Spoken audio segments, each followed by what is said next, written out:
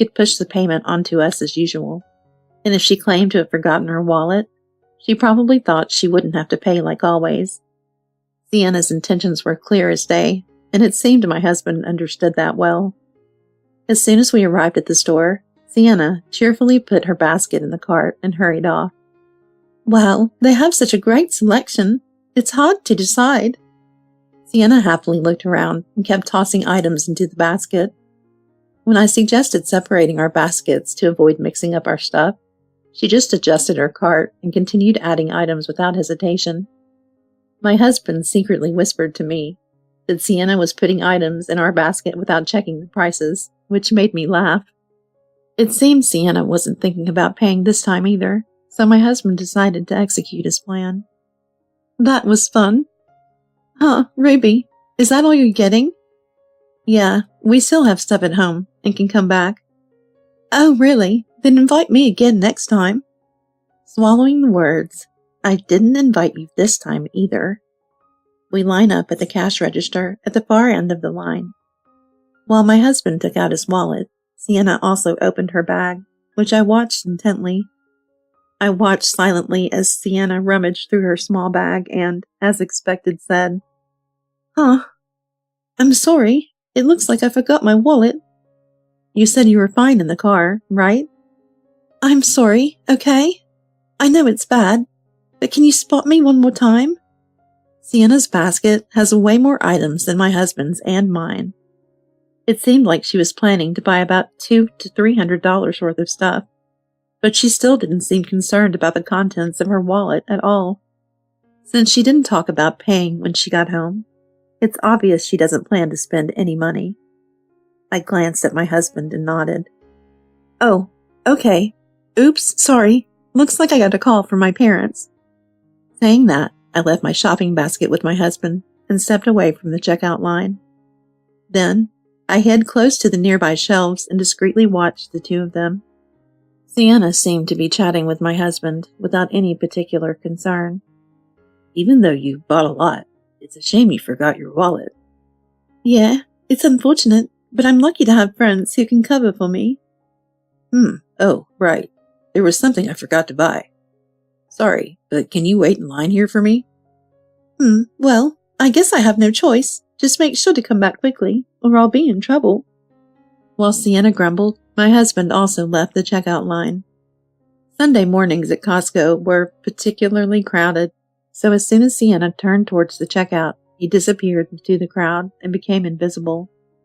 Well, what should we do now? With such a full basket, we can't really say we're not buying anything, huh? Saying that to each other, we exchanged glances and chuckled from behind the shelves. We walked past the back of the shelves and lined up at the farthest checkout counter from where Sienna was in line. I watched Sienna for a while, and she kept waiting for us in the checkout line, giving a little bit of the line to the person behind her. On crowded Sunday mornings, many people also plan to have lunch here, so especially at this time, it's unlikely she'll spot us waiting far away. We finished paying and left the store ahead of her. We got into the car and waited for a while. I checked my phone to see if it was time to reveal our plan, and there was a message from Sienna. Hey, still waiting. Stop messing around. Don't keep me waiting too long. Even without your wallet, you're still willing to wait in line for so long? Maybe it's time to tell the truth and ask her to come back to the car. Yeah, you're right. It seemed like she was still waiting dutifully, and we couldn't help but laugh. Basically, what was she going to do if she couldn't pay for all that stuff because we didn't have enough money? With that in mind, I told her that we had paid our bill first and were returning to the car, and sure enough, an enraged Sienna called me. Hey, wait a minute. What are you thinking? My shopping isn't finished yet, you know? If you didn't bring your wallet, you couldn't shop in the first place. Come back soon. Don't be unreasonable. Stop joking around and come back quickly to pay. I won't pay. How much do you think you've made me pay for you until now? For a while, no matter what we said, Sienna insisted that since I brought her, I should pay. In the end, she even said she wouldn't go back if I didn't pay, which made my husband more astonished than me. Since she had no intention of going back home, My husband reluctantly started the car. When Sienna asked how she would get home, my husband only replied, "You'll be fine," leaving her bewildered. "If it comes to it, maybe she could force someone into giving her a ride in their car." My husband said that and laughed. It seemed like he's still upset about being forced to give Sienna a ride to the station. I told Sienna that if she didn't contact me and come back soon, I would leave her behind, but she still refused to listen. Leaving her behind might be harsh, but after being pushed this far, I couldn't do anything else. I left the store thinking that somehow she would manage. The next day, it seemed like Sienna managed to come back home by taking the subway by herself. Sienna came by our house, giving my husband a mean look because he was laughing and saying, "She had her wallet." And then she cursed at us angrily. "I couldn't even shop because of you. It was awful." Basically, isn't it worse not to bring money when you're going shopping?